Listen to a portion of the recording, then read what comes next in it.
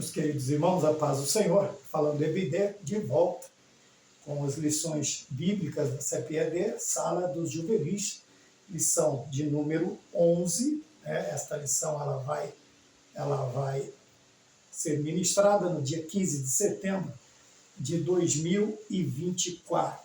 Certo? Estamos aí no término de mais um trimestre. Os materiais do próximo trimestre, quarto e último trimestre do ano de 2024 já estão chegando. E não se esqueça, se você pode adquirir, se você não pode, mas não deixe de se matricular na Escola Bíblica Dominical, a maior e melhor instituição de ensino do mundo.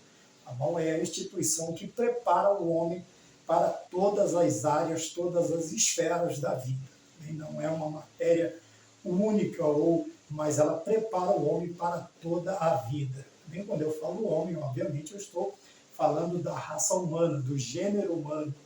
Tá bem? Então, não se esqueça. Mesmo que você não puder adquirir a lição, que eu acredito que, obviamente, se você expor o caso ao professor, ao superintendente, alguém vai auxiliar a ter uma revista da escola bíblica. Mas se mesmo assim, em todos os casos, você não conseguir, não deixe de se matricular. Sente do lado de alguém que tem uma revista e eu tenho certeza que ele terá o prazer de ajudá-lo a acompanhar a lição. Tá bom? Como eu disse, lição de número 11, a Sala dos Juvenis, ela traz por título o Apocalipse e o julgamento final. Vai nos trazer a ideia de alguma coisa muito importante que acontecerá no final dos tempos, bem no final mesmo de todos os tempos, tá bem? A lição está baseada no livro de Apocalipse, o capítulo de número 20, versículo de número 11, e na versão usada pela CEPEAD está escrito assim: E vi um grande trono branco e o que estava assentado sobre ele, de cuja presença fugiu a terra e o céu, e não se achou lugar para eles. Repetindo, Apocalipse, capítulo 20, versículo de número 11. E eu me lembrei no momento de quando Moisés chama a atenção de Israel, dizendo: eu tomo os céus e a terra como testemunha contra vós. Agora, interessante que não há lugar nem para o céu e nem para a terra diante deste momento que estará acontecendo. Veja que o escritor João ele relata que fugiu da presença deste trono branco e de quem está assentado sobre ele, fugiu os céus e a terra, e não se acha mais lugar para eles. Tá bem? Vamos mais adiante, vamos sempre seguindo o roteiro da Escola Bíblica Dominical. Na parte que está escrito Conectados com Deus, nós temos uma lição muito interessante, tá bem? Que todas as nossas ações, a partir do momento em que nós falamos de julgamento, nós estamos falando de julgar algo, julgar alguma coisa, julgar alguém, no caso, então, as ações. E o escritor ele diz que cada ação do ser humano, ao longo de toda a história, está registrada por Deus e serão julgadas diante do trono branco. Seja fiel ao Senhor, servindo-o de todo o coração, porque o juízo final reserva grandes surpresas, algumas amargas até mesmo para muitos que se dizem dele. Evangelho de Mateus, capítulo 22, versículos 22 e 23, do capítulo 7 do Evangelho que é relatado por Mateus. Tá? Evangelho de Nosso Senhor Jesus Cristo, relatado por Mateus, no capítulo 7, versículos 22 e 23. Então serão julgadas ações, obviamente, serão dois tipos, um julgamento dos ímpios, será tanto dos ímpios quanto de suas ações. Dos cristãos haverá também um julgamento somente de suas ações, de suas obras, mas não é o caso da lição no momento. Então veja bem que todas as ações dos seres humanos, sejam elas boas ou ruins, estão diante de Deus e todas elas serão trazidas à memória neste momento. Veja que tudo isso vai acontecer ao longo da história, serão julgadas diante do trono branco. E ele também nos alerta a sermos fiéis. Por que sermos fiéis? porque todas as obras julgadas trarão uma determinada surpresa, e algumas surpresas, ele diz que até amarga, e também uma outra observação, até para alguns que se dizem dele, quer dizer, que se dizem servos do Senhor e não são, que se dizem crentes e não são. É uma preocupação que nós precisamos ter em nossas vidas. E este julgamento, nós veremos algumas qualidades, algumas observações importantes, né? Nós veremos formas, cores, adjetivos, que nos trarão a seriedade deste momento e que nós precisamos, de todas as maneiras, nos mantermos fiéis ao Senhor nosso Deus. Por quê? Porque as reservas até mesmo para muitos que se dizem deles, né? E, infelizmente, vivem no engano. Quantas pessoas vivem aí, infelizmente, no engano? Tá bem? Então, nós vamos ver isto no decorrer da lição. Os objetivos da lição são 3 objetivos, sempre nós fazemos isso, explicar o que é julgamento final. Veja que são 2 palavras importantes, julgamento e final. Quer dizer, não tem como escapar, porque é o fim. Tá? Depois dele não haverá outro tipo de julgamento, outro tipo de chance, porque todos os julgamentos são terminados com o quê? Com um vaticínio, com uma conclusão, seja absolvição, seja condenação. Todo julgamento, o final dele é para uma ou para outra coisa. Então, nós precisamos explicar o que é isso. No caso aqui, logicamente, escatologicamente. E nós veremos também a definição desta palavra. 2, mostrar os objetivos de tal juízo divino. Não é um juízo aleatório, não é um juízo por ser um juízo, não é um juízo para demonstrar que Deus é Deus, não. Haverão objetivos, né, neste juízo divino. E estes objetivos nós veremos que eles estão nos sendo ensinados, passados a nós desde o princípio, desde o primeiro casal habitante nesta terra, né, Adão e Eva. Estes princípios, esses objetivos estão sendo passados a nós e nós precisamos estarmos atentos a isso. E a lição vai nos mostrar quais são eles. 3, explicar os fundamentos do julgamento final. Veja que há objetivos e há fundamentos, fundamentações. Quando olhamos para um julgamento, tanto o advogado de acusação, que é o promotor, quanto o advogado de defesa, ele vai fundamentar a sua defesa ou a sua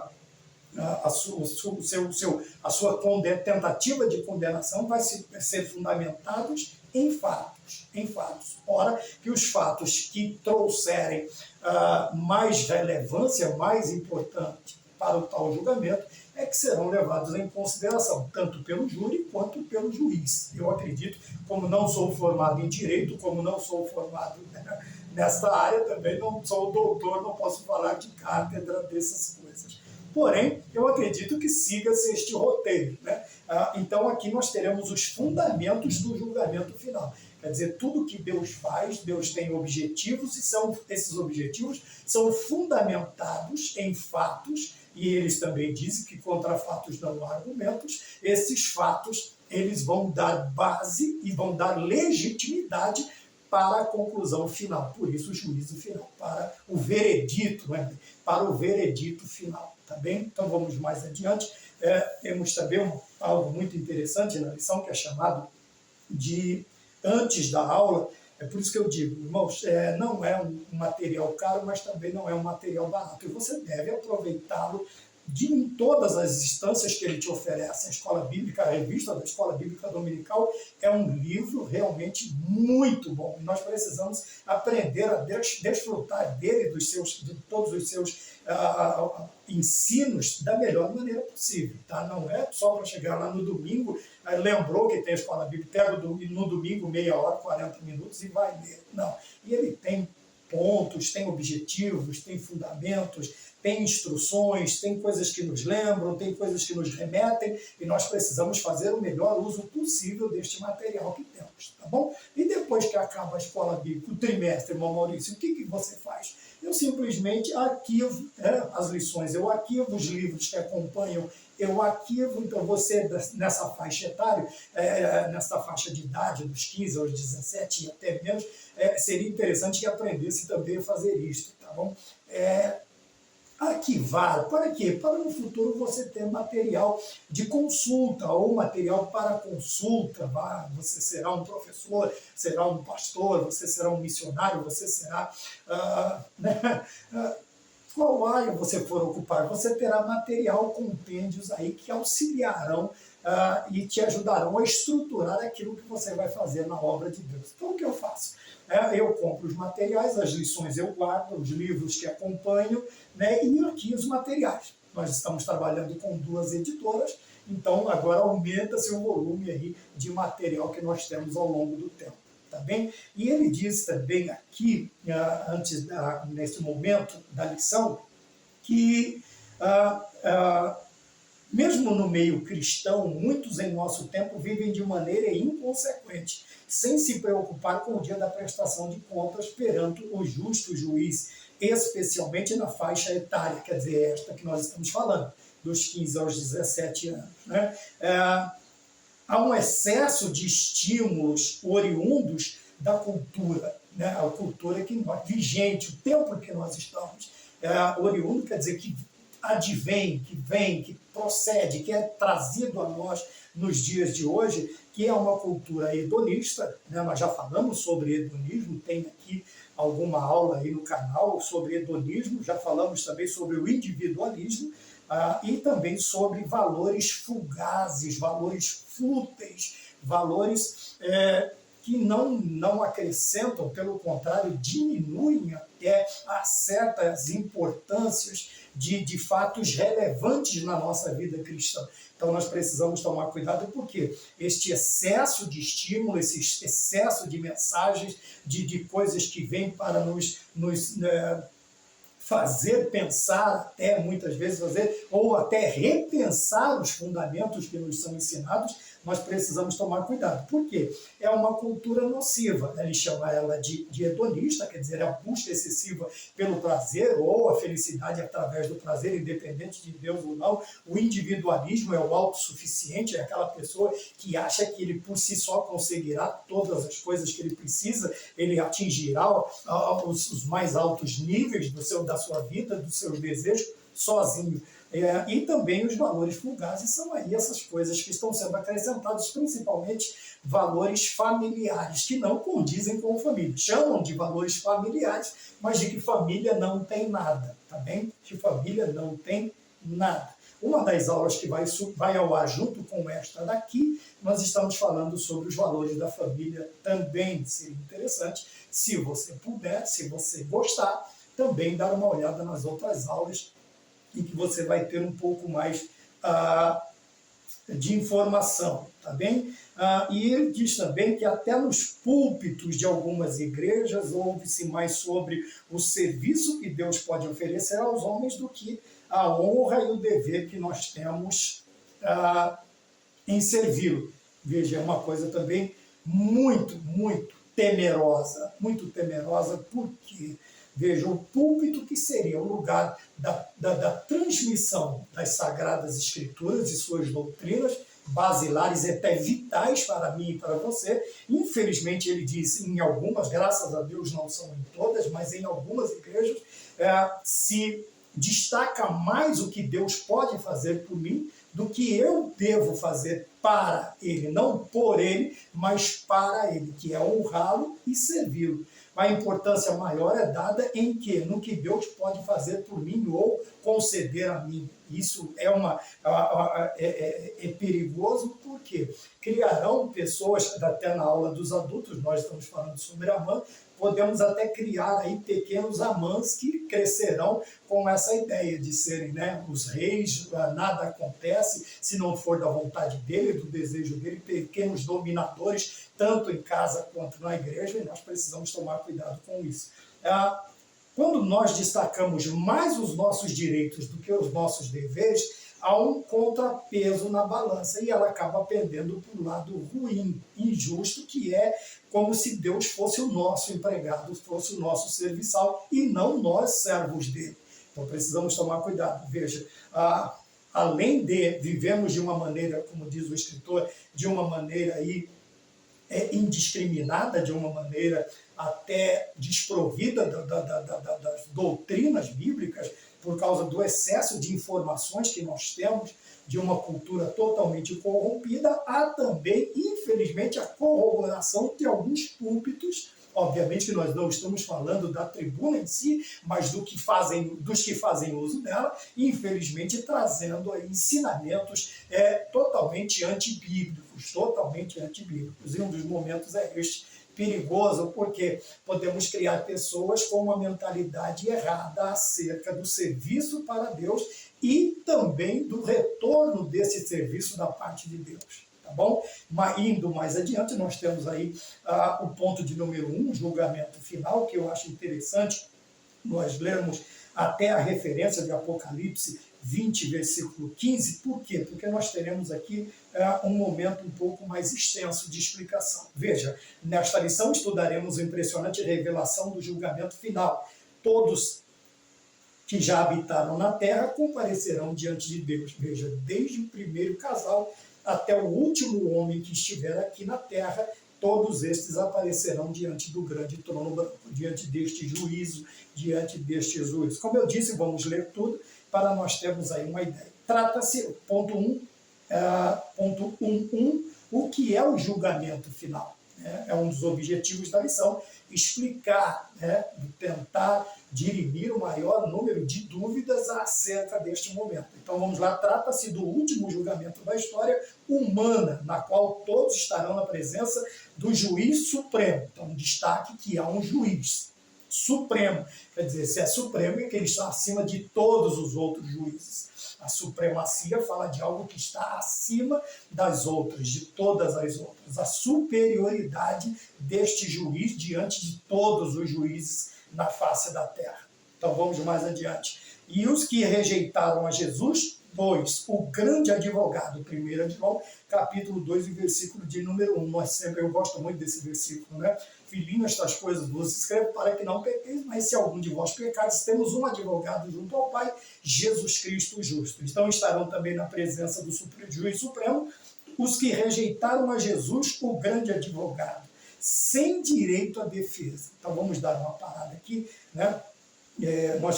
Vamos um pouco mais adiante. Estes serão ressuscitados para a condenação e para a segunda morte. Anote aí também, segunda morte. Será um momento de pavor e desespero para todos os que não têm o nome escrito no livro da vida. Então nós temos aqui alguns fatos interessantes. Primeiro, um juiz supremo. Segundo, um grande advogado. Nós temos os que rejeitarem este advogado e nós temos um determinado momento em que eles serão ressuscitados, agora não a primeira ressurreição, mas a segunda, para quê? A condenação e a segunda morte. Então, vejam, os 3 ensinamentos importantes. Primeiro, eu já disse que há um juiz supremo, quer dizer que ele estará. O problema aqui principal está na rejeição do único que pode, diante de um juiz, falar. Quem é o único que pode falar diante de um juiz? A não ser que sirva como testemunha. Fora isso, somente o advogado. Só o advogado pode falar diante do juiz. Você vai ver que o réu, ele fica todo o tempo, ele fica calado. Tá bom? A não ser, como eu já disse, se ele for chamado para testificar, para testemunhar. Nesse caso aqui, não vai haver testemunhos, porque todas as obras estarão, como nós lemos no início, todas as obras estão escritas diante de um mural diante do nosso Deus. Quer dizer, estará tudo lá. Apareceu o fulano, chamou o Maurício, toda a obra do Maurício estará lá. Veja que quem poderá levantar ou fazer a defesa, como João diz, o justo advogado. Diante do justo juiz, nós teremos o quê? Jesus Cristo, o justo. Veja que não diz os advogados e também não há um termo ainda que o plural ou singular, um artigo feminino, mas somente um artigo masculino. Jesus Cristo, nós temos ou advogado, junto ao Pai, Jesus Cristo justo. Então não fala de uma bancada de advogados, só um vai poder fazer a minha defesa ou não, como no caso aqui diz, a lição diz o quê? Os que rejeitaram Jesus, o grande advogado. Se você rejeitou o advogado, ele não vai falar em teu nome. Então aqui está o problema, nós precisamos nos ater a isto. tá bem?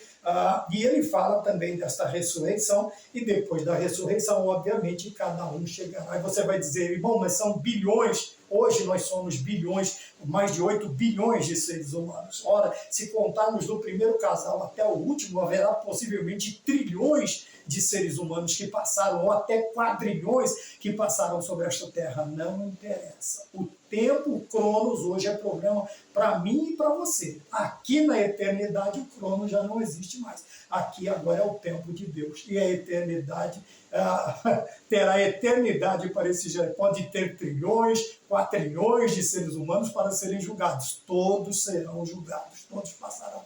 Como é o tempo que Deus vai... Qual o período que Deus vai usar dentro da eternidade? Não sei. O que acontece é que Ele vai fazer. E nós precisamos, como disse o escritor nesta parte da lição, nós devemos viver de uma maneira fiel para quê? Para não participarmos deste momento. Então nós falamos aqui, e a questão também é que, além de um memorial, tem o livro da vida. Veja que na conclusão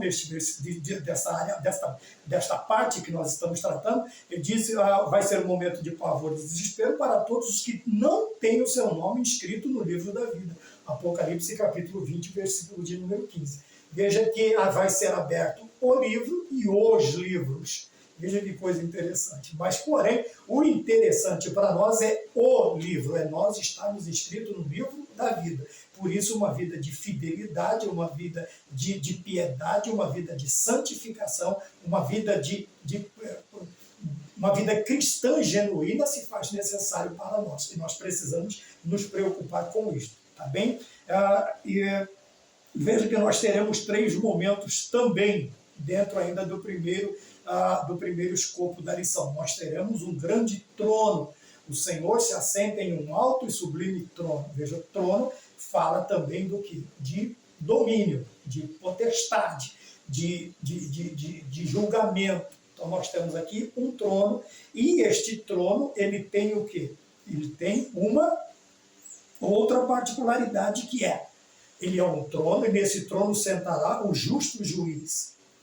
E a sua justiça também é descrita no quê? Na cor do trono. Veja, um grande trono branco. Branco fala de santidade, fala de pureza, fala de algo imaculado, de algo que traz a ideia de pureza. Então veja que este julgamento não será corrompido por classe social, por carteira financeira, por sobrenome, por nada disso, por posição hierárquica. Quando falamos do branco, nós estamos falando que não haverá nenhum tipo de corrupção no julgamento. No julgamento será um julgamento, além de o branco também, nós temos outra particularidade nele, que há a justiça. Veja, branco fala da retidão, fala da pureza, e o que está assentado neste grande trono branco, que me traz a ideia de pureza, de imaculado, de não corrupto, não será um juiz corrupto, comprável ou vendível, não. Ele vai ser um governo justo. E ainda, além de tudo, fala que ele é o justo juiz. Então, quem é que vai julgar? Jesus Cristo é quem estará sentado no grande trono branco, pois o Pai deu-lhe o poder de julgar os vivos e os mortos. Deus julgará a humanidade através dele. Então vejam bem que é um grande trono, que este trono é branco, e o que se assenta nele é justo. Então vejam bem, não haverá margens para erro nos julgamentos. Não haverá margem, mesmo porque... Veja que, ao fechar os olhos, a Bíblia, o escritor aos Hebreus, ensina que quando após a morte segue-se o juízo. Veja, a partir do momento em que a pessoa fecha os olhos para esta vida, a primeira morte, que é a separação do corpo e da alma, nós somos tricotomistas, né? Corpo, alma e espírito, mas vamos por hora falar desta separação. Quando o psique, a alma é separada do corpo, ocorre a morte. Todos nós sabemos disso.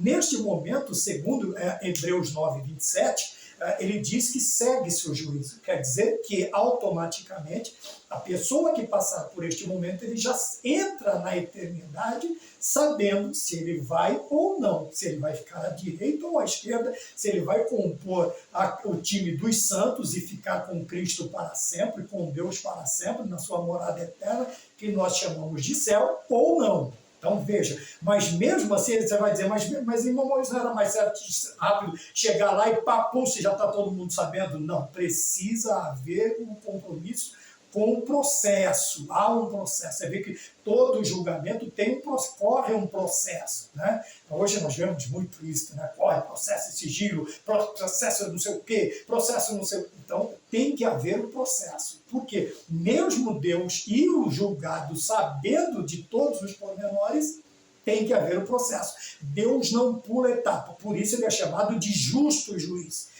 Veja que não vai acontecer nenhum tipo de, neste meio termo, não haverá nenhum tipo de contraponto que levante qualquer tipo de sombra de dúvida acerca deste julgamento, do destino final ou do vaticínio do julgamento. Tá? Nós precisamos prestar atenção nisso. Então, no Antigo Testamento nós vemos a ideia de juízo, desde o Antigo Testamento. Daniel profetiza que naquele tempo, no capítulo 12 de Daniel, versículos 1 e 2, diz assim, naquele tempo livrar-se-á o teu povo e todo aquele que se achar escrito no livro.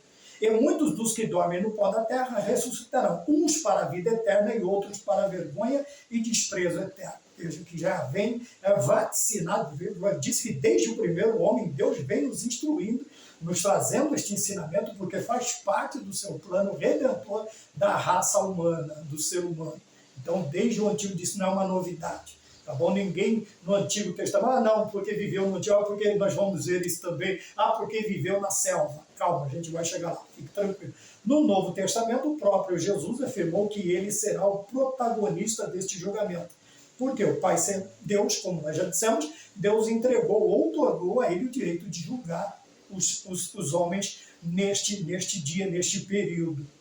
Então ele virá em glória para julgar. Pedro disse que Cristo vai julgar os vivos e os mortos. Paulo declarou que Jesus irá julgar o mundo e o apóstolo João viu Jesus julgando, pronto para julgar. Veja que são 3 testemunhos inquestionáveis, vamos dizer assim. Ele simplesmente fala que o próprio Senhor Jesus fala, Pedro fala, Paulo fala e João fala. Então todos eles trazem um ensinamento, uma visão acerca do julgamento ou de Cristo julgando. Não tem como nós termos qualquer tipo de dúvida, porque são 3 testemunhos, são 3 testemunhas bastante críveis. Nós precisamos sempre nos ater a isto, porque quando olhamos para as Sagradas Escrituras, ela vai corroborar, tanto do Gênesis ao Apocalipse, ela vai sempre corroborar com os ensinamentos, ela vai cooperar. Nós veremos aí que não há contradição, não há contraponto, não há erro, não há falha. Por isso nós dizemos que a Bíblia é inspirada, ela é infalível, ela é inerrante e ela é imutável. O que foi dito vai ser cumprido, vai ser concretizado no tempo de Deus, no tempo certo. Maravilha? Então nós vimos aí o primeiro tópico, tá bem? Que o julgamento final, e nós temos aí os 3 subtópicos, o que é o julgamento final. O ponto de número 2 deixa eu achar aqui, que eu ainda sou meio no Antigo Testamento, o ponto de número 3 do Novo Testamento. Vamos para a segunda parte da lição, os objetivos do julgamento final. Como eu disse, meus queridos irmãos, há objetivos. Há objetivos. Né? Quer dizer, o que são objetivos? São metas. Quais essas são as metas? Por que vai acontecer isso? O que quer se atingir com isso? Onde quer se chegar com este julgamento final? Então, veja, todo julgamento possui objetivos. Né? Como eu já disse, da defesa é absolver e da promotoria é condenar. Então, são os objetivos das duas partes. Né? E o objetivo do réu é torcer para que aconteça o melhor para ele. Para nós, o melhor é vivermos a vida de fidelidade para que o justo, diante do justo juízo, o advogado nosso advogado Jesus Cristo, o justo, ele nos justifique naquele momento e o nosso nome esteja escrito no livro da vida. Então, o primeiro objetivo, ponto 2.1, é revelar a perfeita justiça de Deus. Por isso o processo, por isso todo o trâmite, tudo que tem que acontecer. Quando Jesus Cristo vai ser batizado no Jordão por João Batista simplesmente olha para ele e diz assim: eu tenho que ir a ti, eu tenho que ir até o Senhor, e o Senhor vem a mim. Veja que coisa interessante, João Batista reconhece desde o princípio o senhorio, a deidade de Cristo. Porém, Jesus Cristo disse assim: olha, João, mesmo você estando certo, mas nós precisamos cumprir a justiça de Deus. Veja que o Senhor Jesus Cristo, se nós olharmos desde o princípio, nós não vamos ver as exigências, ou as ordenanças, ou os mandamentos de Deus sendo corrompidos por Ele, ou não sendo feito, ou não sendo realizado por Ele. Por isso que na Bíblia está escrito: diria ele, não faria. Falaria e não cumpriria. Deus não é homem para mentir, e nem filho de homem para se arrepender. Então veja que neste momento nós vemos a perfeita justiça de Deus sendo um dos objetivos do julgamento final. Todos os que estarão sendo julgados estarão participando e vendo, será revelado a eles que Deus está sendo perfeitamente justo. Apesar de ser condenado ou absolvido, ele não vai haver nenhum tipo de reclamação, não conquanto ao julgamento ou ao veredito. Mas no final dele vai haver choro e ranger de dentes de um lado e do outro alegria e festa para todo sempre, pela eternidade. Então o primeiro é revelar a perfeita justiça de Deus. O segundo ponto, 2.2, declarar a sentença de cada um. Veja que não pode se condenar se não houver o processo, se não houver também o se chegar a uma conclusão, para se declarar uma sentença. Infelizmente, nem todos os lugares, mas no céu, o céu é perfeito. Como a justiça de Deus é perfeita, obviamente também, ao declarar a sentença, nós veremos esta justiça. Porque temos a escolha de receber ou rejeitar a Cristo. É o que conhecemos como livre-arbítrio. Todos os que rejeitaram sua salvação, vivendo no pecado, serão condenados. Veja que nós aqui, a sentença é declarada já de antemão. Quando nós lemos a Bíblia, nós vamos ver a maioria das vezes dizendo assim: aquele que crê e for batizado será salvo. Aquele que crê que Jesus Cristo, quando fala que Jesus Cristo é a luz do mundo, a luz veio ao mundo, mas os homens rejeitaram, amaram mais as trevas do que a luz, ele está dizendo aqui que houve uma rejeição, que houve uma rejeição de Cristo. Não estou falando de todas as vertentes evangélicas, eu estou falando da nossa vertente pentecostal. Então aqui esse ato é chamado de livre-arbítrio, é aquilo do homem poder escolher, tá? Alguns vão ficar aí estarrecidos. Mas outra hora a gente explica sobre essa teoria também, sobre esta doutrina também, tá bom? Então, na hora nós vamos falar sobre o livre-arbítrio, a questão do homem poder aceitar ou não a salvação em Cristo Jesus. Por rejeitarem, obviamente, o objetivo é declarar a sentença de cada um. Se rejeitou, fez uso daquilo que você tem direito de fazer, fez o uso do livre-arbítrio, obviamente agora você plantou o que você quis. Só que na hora de colher, você vai colher o que talvez você colherá o que você não quer, ou não queria, mas infelizmente esta é a lei da justiça. Tá bom? Deus é amor, Deus é misericórdia, Deus é salvação, mas Deus é justiça também. Por isso que antigamente havia um hino que dizia: pregadores de rosa, pregue os espinhos também. Pregue que Deus é amor, mas é justiça também. Então nós precisamos tomar cuidado, porque por mais bondoso que nós, e alguns até tentam exceder esta bondade de Deus, colocando ele aí como um mero, fantoche, um personagem que não vai ter nenhum tipo de autoridade na hora de julgar, esse amor ele tem o seu limite, e o limite do amor é a justiça. tá bem? O limite do amor é a justiça. É quando tem-se que fazer a coisa, ainda que doa, temos que fazer a coisa certa, tá bem? Nós vemos a justiça dentro de casa, quando educamos os filhos, no trabalho, quando somos tratados pelos nossos patrões. Aí você vai, mas tem muita coisa que é injustiça. Eu não estou falando da injustiça agora, eu estou falando da justiça. Bom, então veja bem, quando nós nos comportamos, uma das lições também que nós passamos aqui, vai falar sobre isso, quando nós nos comportamos bem, ele está falando das autoridades humanas nesta lição, nós estamos falando sobre o capítulo 13 de Romanos, todas elas são constituídas ou permitidas por Deus. Por quê? Se nós nos comportarmos como cidadãos de bem, obviamente, não precisamos temer nenhuma área da justiça humana, né? Seja lá nas secretarias, seja nos órgãos públicos, sejam nos departamentos de justiça, nós não precisamos tomar cuidado, porque somos cidadãos de bem, somos cidadãos que nos comportamos conforme a Constituição, não há problema. Aí você pode lembrar de outros, mas não vem ao caso. Aqui é outra coisa. Então nós estamos falando sobre isso, sobre quando a justiça mesmo dolorida, ela precisa ser feita.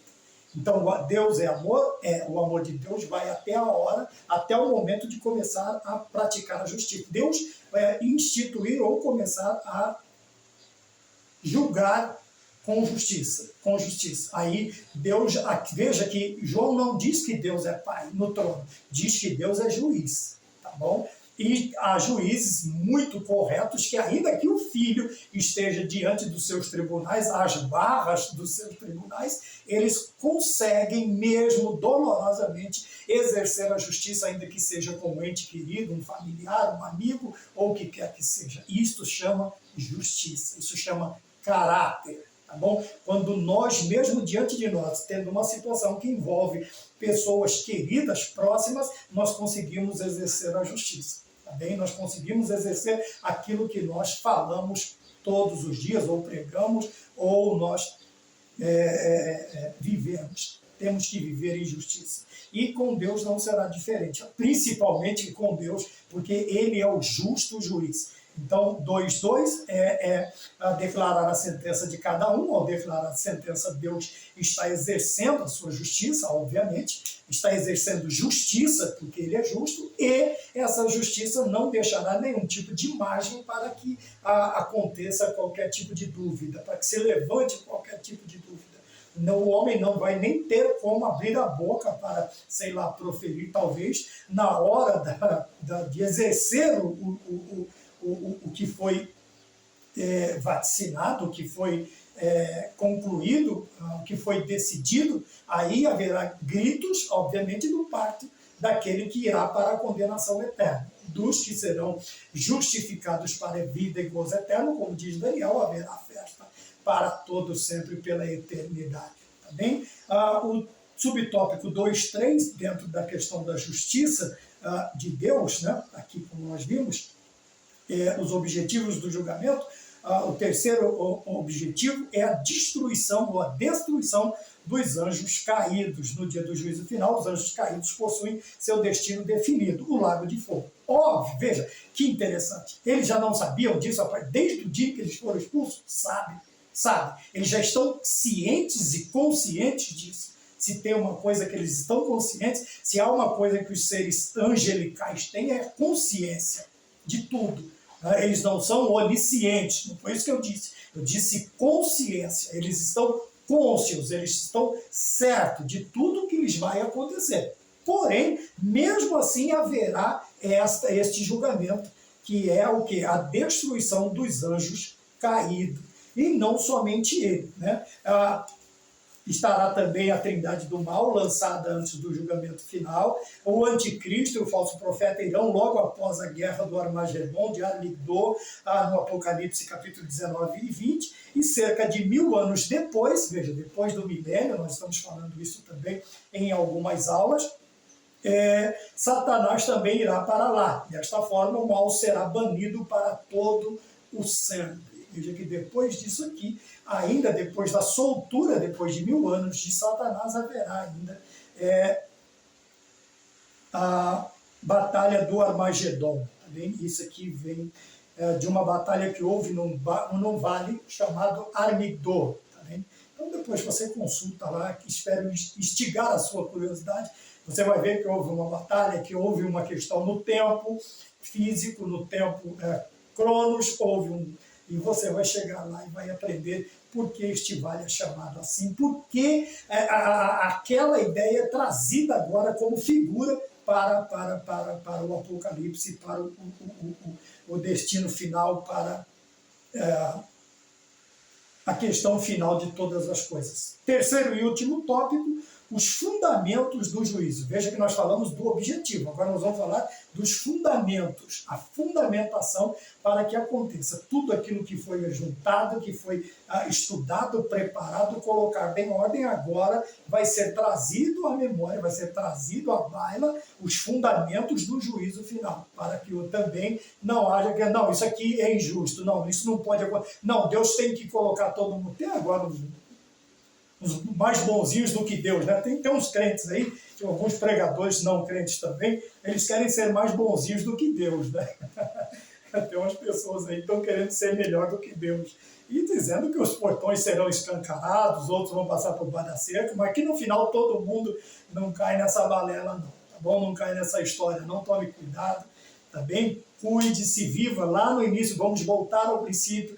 Viva uma vida de fidelidade, de piedade, uma vida de santificação, uma vida cristã genuína, verdadeira, para que não aconteça aquela amarga surpresa de não estarmos contados. Paulo mesmo diz, olha, que pregando a vós eu mesmo não seja excluído da questão que eu estou pregando.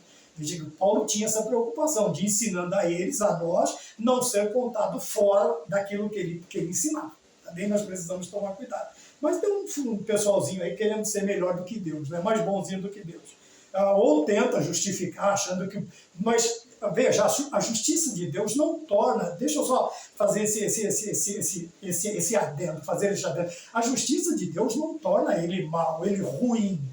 Não é um Deus mau. Então existem pessoas que ficam preocupadas em pregar a justiça de Deus, que as pessoas achem que Deus é ruim, que Deus é mau, e eles tentam maquiar, dar uma melhorada na mensagem. Olha, não é isso que quer dizer. Irmãos, fiquem tranquilos, justiça é justiça.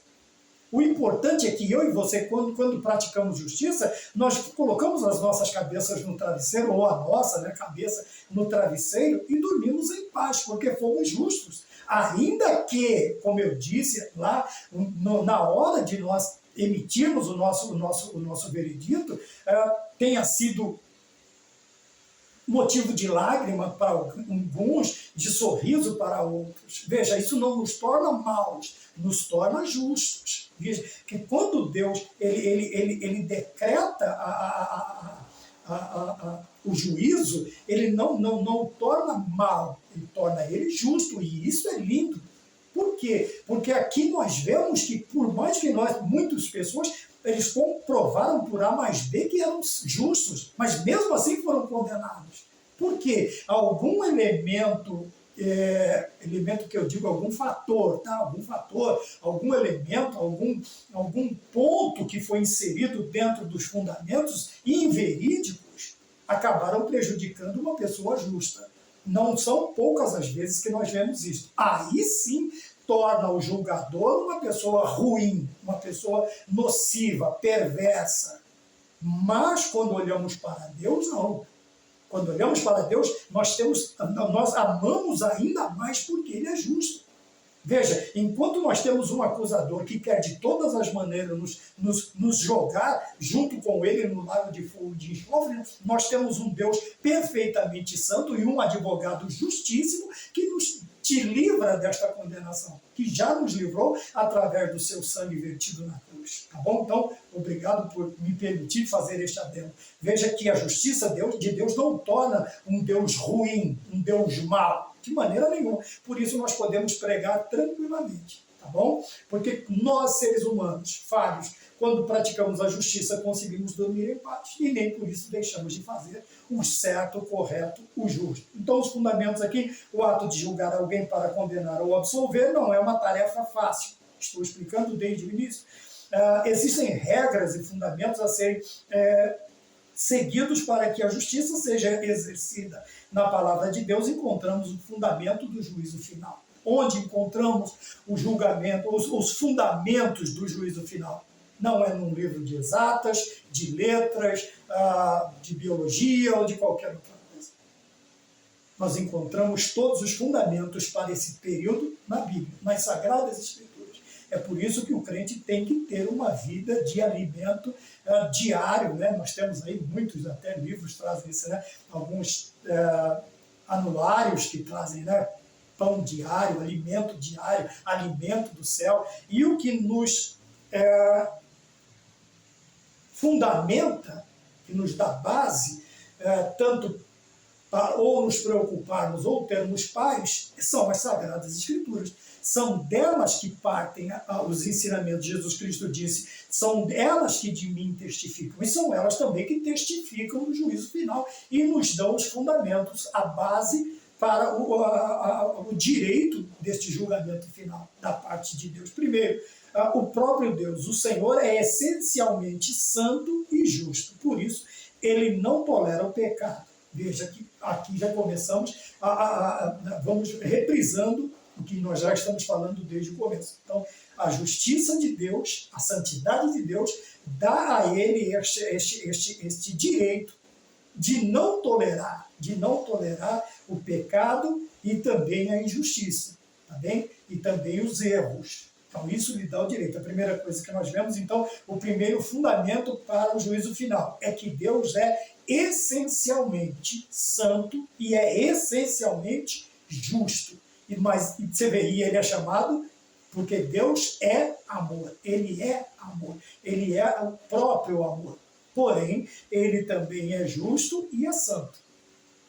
Veja que aqui entra, né, o fundamento, um dos fundamentos é a justiça e a santidade de Deus. Não fala do amor, fala da santidade e da justiça. São as regras, são as réguas, são as varas que vão delimitar o juízo, o julgamento, que vão limitar o julgamento. O quê? A santidade e a justiça de Deus. Então, 3:1. 3:2, o segundo. Primeiro é a pessoa de Deus. Segundo é a palavra de Deus. Olha, a Bíblia garante um julgamento justo e perfeito no qual os ímpios não subsistirão. Salmo de número 1, o versículo de número 5. Jesus declarou, a palavra que eu vos tenho pregado, essa há de julgar no último dia. Então, o segundo fundamento é a palavra de Deus. Tá bem? Não vai haver nenhum tipo, nenhuma pessoa, nenhum outro nome, nada. Primeiro, a santidade e a justiça de Deus. Segundo fundamento, a palavra do Senhor. Veja aqui que, no caso, quem vai julgar é Jesus. Jesus é o verbo que se fez carne, habitou entre nós, pregou esta mensagem e agora ele volta a um cenário em que ele vai declarar absolvido ou condenado segundo o quê? 2 fatores. Ou a justiça ou a injustiça de cada um. Por isso, o Salmo de número 1, versículo 5 diz que os injustos, os ímpios, não subsistirão. Não subsistirão. Então, veja, o segundo fundamento é as Sagradas Escrituras. Não haverá outro livro, não haverá outro compêndio que será usado, né, como fundamento para o juízo final, mas sim a palavra. Então, o primeiro, Deus. O segundo fundamento é o quê? A palavra de Deus. E o terceiro, a própria consciência humana. Isto aqui é importantíssimo. Veja, a Bíblia não fala claramente sobre o que acontecerá a quem nunca ouviu falar de Jesus. Isso aqui é uma preocupação que nós temos desde o princípio. Não é uma preocupação. Isso no começo da minha caminhada, eu levantei essa questão. Isso há quase 35, 40 anos atrás, eu levantei essa questão. Mas veja que coisa interessante. Indica que a consciência é um fundamento importante. O terceiro fundamento, consciência. Por que a consciência? Através dela, o ser humano é capaz de avaliar suas ações e condutas, se estão certas ou erradas, ainda que não conheçam a palavra. Por isso, o apóstolo Paulo, inspirado pelo Espírito Santo, declarou que as suas obras também serão julgadas pelo Senhor. Romanos capítulo 2, versículos 14 a 16. Aqui nós vamos ler no capítulo 2 de Romanos uma série de coisas, dentre elas algo muito importante, que Deus deixou a lei escrita na consciência do ser humano. Veja que existem populações que nem a civilidade, vamos dizer assim, que nós, eles são civilizados do jeito deles. Nós é que os consideramos não civilizados, selvagens, porque simplesmente eles não têm os nossos comportamentos. Mas para eles, os não civilizados somos nós, tá bem? Você vai conhecer culturas, principalmente se você estudar missões transculturais, né, você vai ver que existem aí civilizações que determinados comportamentos éticos nossos não fazem parte de sua cultura, da cultura deles, e nem por isso é tido como algo aí marginal. Não, de maneira alguma. Nós vamos ver lugares em que o tornozelo é uma parte que deve ser escondida, nós vamos ver tanto em várias questões, nas questões fúnebres, nas questões sociais, nas questões de saúde. Então, nós chamamos de selvagem simplesmente porque eles não andam igual a nós, eles não têm os nossos comportamentos. Mas não é isso que eu quero falar, eu quero dizer que há uma parte na constituição humana chamada consciência, que o próprio Deus colocou na cabeça, colocou em nós a questão da consciência, que é aquele desejo de adorar. Deus, ao formar o homem, ele coloca também em seu coração o desejo de adorar. Como não o conhece, ele vai adorar qualquer coisa, mas ele tem consciência de que há um ser supremo, que há alguém, alguma coisa, alguns chamam de consciência, de não sei o quê, que ele tem que prestar culto. Tanto é que você vai em determinados lugares e tem os seus totens. Ora, alguns elementos da natureza são seus deuses. O trovão é um deus, o raio é outro, as nuvens, culturas que nós veremos isso. Existem totens onde os animais são reconhecidos como deidades. Veja que ele tem a ideia, ele tem o princípio. E o que tem que partir daí? A procura do verdadeiro. É aqui que está o ponto. Veja, na consciência humana, quando Deus ele forma o homem, né, quando Deus Pai, Deus Filho, Deus Espírito Santo forma o homem do pó da terra, nesta constituição ele põe também no coração do homem o desejo de adorar, a necessidade. São duas necessidades prementes do homem. A primeira é uma necessidade gregária, o de viver em sociedade. Não é bom que o homem fique só. E a segunda é de adorar a Deus. Como não conhece Deus e nem se interessa em procurá-lo, se bem que hoje nós temos aí praticamente inúmeras formas de transmitir o Evangelho, em alguns lugares isso é praticamente impossível. Né? Se nós dividirmos aí em três partes a população, praticamente 2/3 da população da Terra ainda não ouviu a respeito de Jesus Cristo, e isso é bom que se ressalte quando nós falamos sobre missões, tá bem? E nesse momento a consciência humana ela é ativada e ele vai reconhecer Deus como seu suficiente, ou Jesus Cristo como seu único e suficiente Salvador. Mas como pregarão, como ouvirão se não tem quem pregue? Então vamos lá. Alguns não ouvem porque são impedidos por seus governantes. Esta área nós chamamos de cinturão de resistência, a janela 10/40, onde o Evangelho é praticamente proibido de ser pregado, vivido de qualquer maneira, não pode nem se pensar em levar compêndios das Sagradas Escrituras para este lugar, tá bem? Outros estão além dos limites da modernidade, não tem energia elétrica, não tem água encanada, não tem esgoto tratado, não tem internet, não tem nada, é simplesmente chegar no lugar já é uma luta muito grande, tá bem? Porém, vejam bem, na consciência do homem,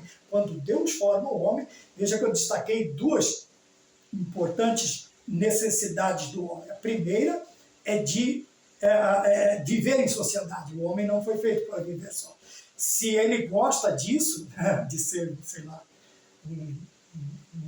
um isolado, né? Esqueci o termo agora, vou encontrar aqui, vou tentar lembrar. Se ele gosta de viver o celibato, isso aí ou é um problema dele ou é um problema patológico. O homem não foi feito para viver sozinho. O homem foi criado para viver em sociedade. Segundo, adorar a Deus. Como não conhece, vai adorar alguma coisa. Porém, ao conhecê-lo, ele vai ter, como nós já falamos do livre-arbítrio, o direito de escolher ou não servir este Deus, tá bom? Então, veja, mas Deus então é injusto com aqueles que não ouviram. Olha que a palavra diz que na consciência do homem foi posto isto, a questão de adorar a Deus. Como é que ele adora outras coisas?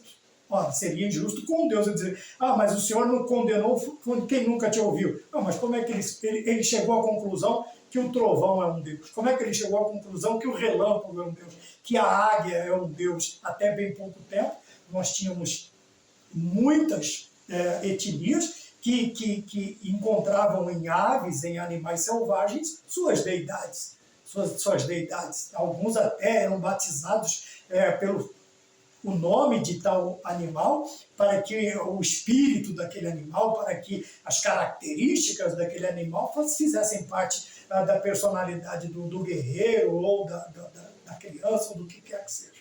Tá bom? Então, vejam bem, está aqui, a Bíblia não fala claramente sobre o que acontecerá, quem nunca ouviu falar de Jesus, mas indica que a consciência é um fundamento importante. Quer dizer, a consciência aqui é o fato de pensar, de raciocinar. Até os ateus fazem isso, conseguem pensar que tem que existir, não pode chegar a uma conclusão de que simplesmente isso aqui tudo veio no estalar de dedo a existir. De maneira nenhuma, há uma consciência muito maior sobre isso. Então, veja que nós falamos sobre a escatologia, que é o ensino, o estudo das coisas que vão acontecer no futuro, e na lição de hoje, de número, nós falamos sobre o Apocalipse e o julgamento final. Tá bem? Que Deus nos abençoe, que Deus abençoe a sua vida. Como eu disse, não se esqueça de adquirir os compêndios. Se você não puder, não deixe de se matricular, não deixe de frequentar a escola bíblica dominical. Ora, é um horário muito bom, 9 horas da manhã, não é possível que um ser humano sadio, a não ser que ele trabalhe à noite, ou tenha passado mal à noite, dormir até 9 horas da manhã, ou depois disso. Ou é muita ociosidade, para não usar outro nome, né? Ou está doente. Para dormir até depois das 9 horas, tem que ser muito ocioso, para não dizer preguiçoso. Tá bom? 9 horas da manhã, escola bíblica, uma benção. Os livros não são tão baratos também, mas também não são tão caros. E outras, é um trimestre. Você pega o valor, divide por 3, quer dizer, no mês você vai juntar 1/3 a cada mês, você junta nos 3 meses, você junta o valor total da revista da escola dominical. Tá bom? O nosso Deus ficará muito feliz, o seu pastor vai ficar muito feliz, o seu superintendente, seu professor e os alunos que estarão do seu lado, a classe que você estará inserido, ficará muito feliz com a tua presença. Que Deus nos abençoe e nos dê uma nova oportunidade para falarmos da lição de número 12, no nome de nosso Senhor Jesus Cristo. Amém.